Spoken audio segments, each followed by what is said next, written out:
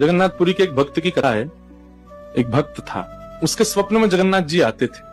वो इतना रोता था मंदिर के बाहर खड़े होकर के। तो ठाकुर जी बोले, तू क्यों रोता है? बोले, मेरे आप बस मेरे साथ रहो, मुझे और कुछ नहीं चाहिए, और इस बात का मुझे अनुभव होना चाहिए कि आप मेरे साथ। तो भगवान जगन्नाथ जी ने उसको कहा, मैं तेरे साथ हमेशा हूं, और इसका अनुभव तुझे जब करना हो समुद्र की बालू में चलना, और थोड़ी दूर चलने के बाद फिर पीछे देखना, 2 पैरों के निशान तेरे होंगे और तेरे बगल में 2 पैर के निशान मेरे होंगे। उससे तुझे पता चल जाएगा मैं तेरे साथ।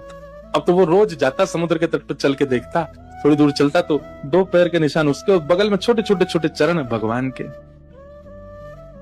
इतना प्रसन्न रहता था। लेकिन ये उसके घर में कोई घटना घटी, माता जी का देहावसन हो गया, बहुत कष्ट में आ गया, इतना पीड़ा में आ गया, रोने लगा, बिलखने लगा अपनी माँ के जाने के भाव से। तुरंत दौड़ करके गया, बोले मैं मन को शांत करने का एक ही तरीका, पता चले जगन्नाथ जी मेरे साथ।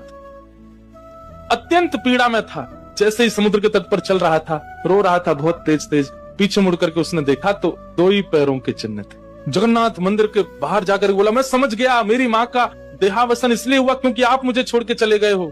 अब आप मेरे साथ में नहीं हो।